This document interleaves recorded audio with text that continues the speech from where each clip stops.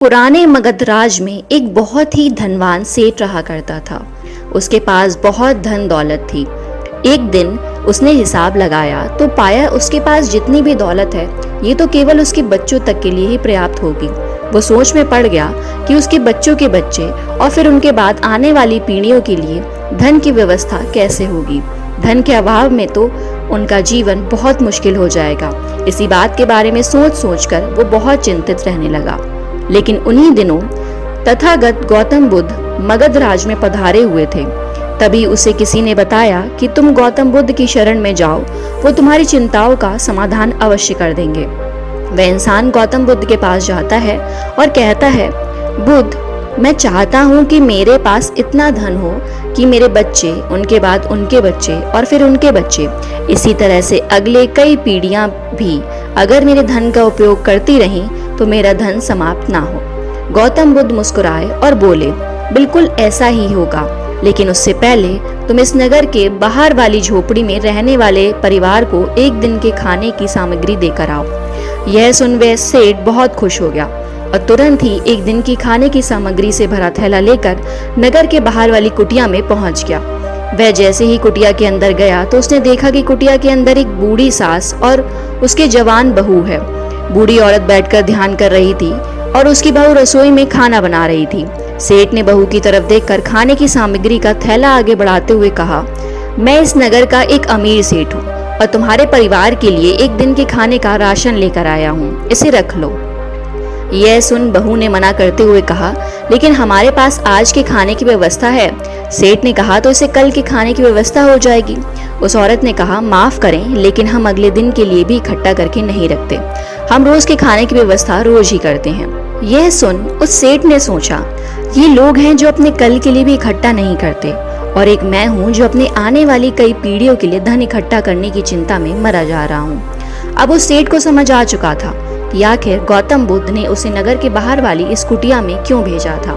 अगले दिन सुबह होते ही वह सेठ फिर गौतम बुद्ध के पास पहुंच गया और बोला, तथागत, आप तो मुझे समझाना चाहते थे, अब मैं समझ चुका हूँ, लेकिन क्या आप मुझे थोड़ा विस्तार से बताएंगे कि चिंता होती क्या है, ये कैसे पैदा होती है और इसका निवारण क्या है। गौतम बुद्ध ने कहा, कल के लिए किए जाने वाली चिंता हमारे कल को बदले या ना बदले, लेकिन वो हमारी आज की खुशी जरूर छीन लेती है। चिंता एक ऐसी मानसिक बीमारी है जो हमारे जीवन में हर तरह की खुशी छीन लेती है और इसे नीरज बना देती है। असल में चिंता का कोई वास्तविक अस्तित्व नहीं होता। चिंता एक ऐसा भाव है, ऐसा विचार है जो आने वाले भविष्य के डर से पैदा होता है। जिन चीजों के ऊपर हमारा कोई नियंत्रण नहीं है, जिनके लिए हम कुछ भी नहीं कर सकते, उन चीजों के बारे में बार बार सोचना ही तो चिंता है। गौतम बुद्ध ने आगे कहा, जरा एक बार गहराई से सोचकर देखो कि जिन चीजों में तुम्हारा बिल्कुल भी नियंत्रण नहीं है, जिन्हें तुम चाहकर भी नहीं बदल सकते, अगर उन चीजों के बारे में तुम पूरा दिन ना भी सोचो तो क्या बिगड़ जाएगा। ये सुन उस इंसान ने कहा, बुद्ध, तो क्या आपके कहने का अर्थ यह है कि हम किसी भी चीज या घटना के बारे में सोचना ही छोड़ दें? बुद्ध ने कहा, जीवन में जो भी समस्या आए या फिर आने वाली है उसके बारे में विचार करके उसका समाधान निकालना, ये तो हमारी बुद्धि का धर्म है, लेकिन उसी समस्या के बारे में निरंतर लगातार बार बार सोचना, ये एक मानसिक बीमारी है। जब हमारा दिमाग किसी एक घटना, किसी एक विचार में अटक कर रह जाता है, उसी एक चीज, ये घटना के बारे में पूरे दिन सोचता रहता है, बस उसी चीज में ठहर कर रह जाता है, तो ऐसा विचार हमारे जीवन से सारी खुशी, सारा चैन, सारा आनंद छीन लेता है। चिंता करने का सीधा सा अर्थ है कि जो हमारे जीवन में हुआ ही नहीं उसके बारे में व्यर्थ ही सोचते रहना। बुद्ध ने सेठ की तरफ इशारा करते हुए आखिर सोच सोचकर तुम क्या बदलोगे, लेकिन हाँ, अगर तुम उसके लिए कुछ कर रहे हो तो जरूर कुछ बदलाव ला सकते हो, लेकिन अगर उस चीज या घटना के बारे में तुम बार बार सोचना छोड़ दोगे तो भी कुछ नहीं बिगड़ने वाला। तो क्यों सोचते रहते हो एक ही बात के बारे में? क्यों अपनी हर खुशी और जीवन की शांति को अपने हाथों उजाड़ रहे हो? लोग भविष्य के जिन घटनाओं के बारे में सोच सोचकर परेशान रहते हैं, उनमें से ज्यादातर घटनाएं तो उनके जीवन में कभी घटती ही नहीं। चिंता करने से तुम्हारी आने वाली समस्याओं का समाधान नहीं होने वाला, लेकिन तुम्हारा आज का सुख चैन जरूर चला जाएगा। तुम एक बात का अनुभव करना कि चिंता से भरा एक घंटा तुम्हारे पूरे दिन की मेहनत से भी ज़्यादा थका देता है। असल में जब कोई अपनी घटना वास्तविक जीवन में घट भी जाती है तो वो हमें उतना दुख नहीं देती जितना हमने उसके बारे में मन में सोच सोच कर खुद को दुखी किया होता है। सेठ ने गौतम बुद्ध से पूछा, तथागत, तो फिर आपके अनुसार जीवन जीने का सही तरीका क्या है? बुद्ध ने कहा, बीते हुए कल का दूसरा नाम है पर पश्चाताप, उदासी, और भविष्य का दूसरा नाम है संघर्ष। अगर आप हमारे मन में कोई इच्छा है और वो पूरी नहीं होती तो मन भविष्य की योजनाएं बनाने लग जाता है। भविष्य में सारी इच्छाएं पूरी होंगी ऐसा सोचने लगता है। लेकिन जीवन ना तो भविष्य में है और ना ही अतीत में है। जीवन तो इस पल का नाम है, अर्थात इस पल का अनुभव ही जीवन का अनुभव है। और हम ये सब जानते हुए भी इस सत्य से अनजान बने रहते हैं। या तो हम बीते हुए समय की यादों में खोए रहते हैं या आने वाले समय की योजनाएं बनाते रहते हैं और हमारा जीवन बीत जाता है। सिर्फ एक सत्य अगर हम अपने अंदर उतार लें कि ना हम बीते हुए कल को बदल सकते हैं और ना ही हम आने वाले भविष्य को देख सकते हैं, हम तो केवल पूरे धैर्य और साहस के साथ भविष्य का स्वागत कर सकते हैं, उसे स्वीकार कर सकते हैं। तो क्या ऐसा करने से हमारे जीवन का हर लक्षण जीवन से नहीं भर जाएगा? सेठ ने कहा, बुद्ध, बात तो आप ठीक कह रहे हैं, लेकिन कितनी भी कोशिश कर लो चिंता तो होती ही है। ज्यादा नहीं तो घर परिवार का चिंता होता ही रहता है। बुद्ध ने कहा, चिंता होना तो स्वाभाविक है, लेकिन उस चिंता को चिंतन में बदलना हमारा काम है। चलो तुम्हें एक बात स्मरण कराता हूँ जो तुम पहले से ही जानते हो। तुम्हारी आने से पहले भी ये संसार था, ये समाज था, परिवार था, और जब तुम इस दुनिया से चले जाओगे तब भी ये सब कुछ रहेंगे। तुम्हारे आने और जाने से इसमें कुछ ज्यादा बदलाव नहीं आया। वैसे भी तुम्हारे आने से पूर्व पर जाने के बाद का समय तुम्हारे हाथ में है ही नहीं। तुम्हारे हाथ में है केवल और केवल वो समय जिसे तुम अभी जी रहे हो, वो समय जिसमें मैं अभी तुमसे बात कर रहा हूँ, तुम मुझे सुन रहे हो, बस यही तुम्हारे हाथ में है। और हर बार तुम्हारे हाथ में बस इतना छोटा सा ही एक पल आता है और फिर वो हमेशा के लिए गायब हो जाता है। तो तुम इस पल का क्या करोगे? चिंता करके इसे बर्बाद करोगे? मैं तो यही कहूँगा कि हर इंसान को चिंतन करना चाहिए इस बात के कि कैसे इस समय का अधिक से अधिक उपयोग किया जा सकता है, कैसे अधिक से अधिक महान कार्य हम कर सकें, कैसे हम सब में आनंद बढ़ सके। ध्यान रखना कि चिंता इंसान को उसकी चिता तक ले जाती है और चिंतन उसके मन को कुंदन बना देता है। सेठ ने कहा, बुद्ध, मैं आपकी बात समझ गया कि हमें जीवन को ज्यादा गंभीरता से ना लेकर इसे पूरी ऊर्जा और आनंद के साथ वर्तमान में जीने की कोशिश करनी चाहिए। सेठ ने आगे प्रश्न किया, लेकिन बुद्ध, अगर कोई इंसान चिंता से घिर चुका है तो वो इससे बाहर कैसे आए?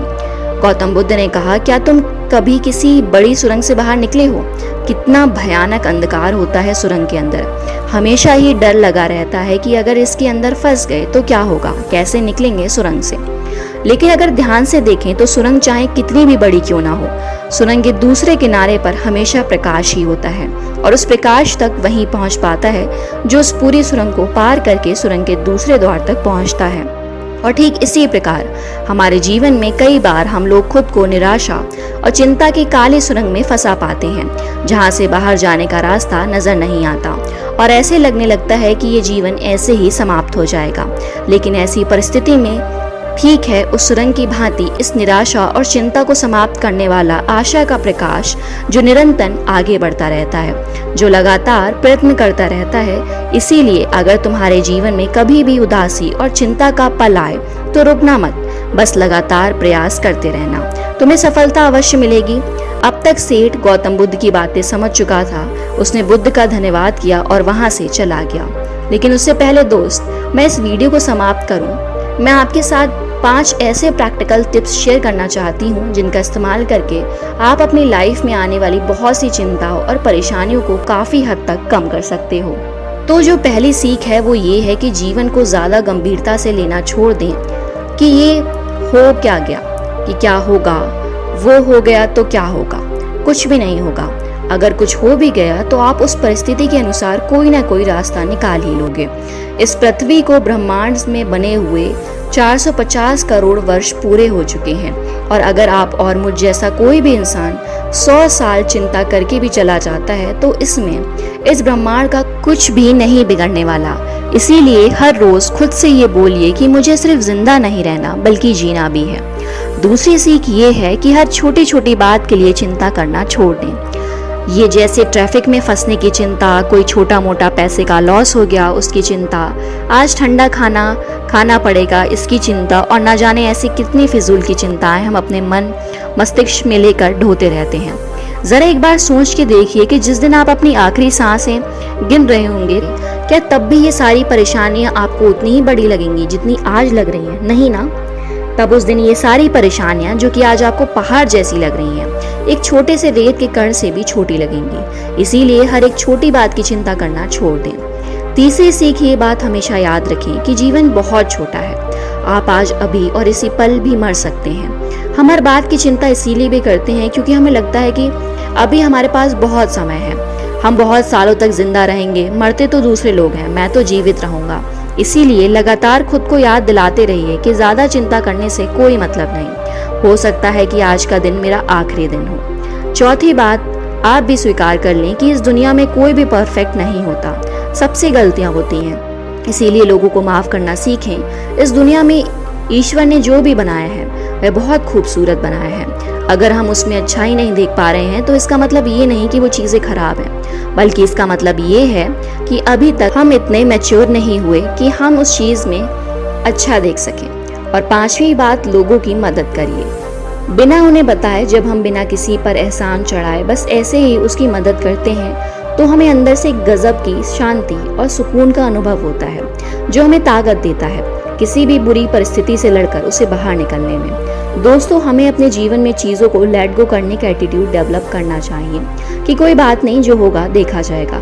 कोई बात नहीं, जो हो चुका उसमें मेरा कंट्रोल नहीं था, अब जो होगा उसी में बेहतर बनाऊंगा।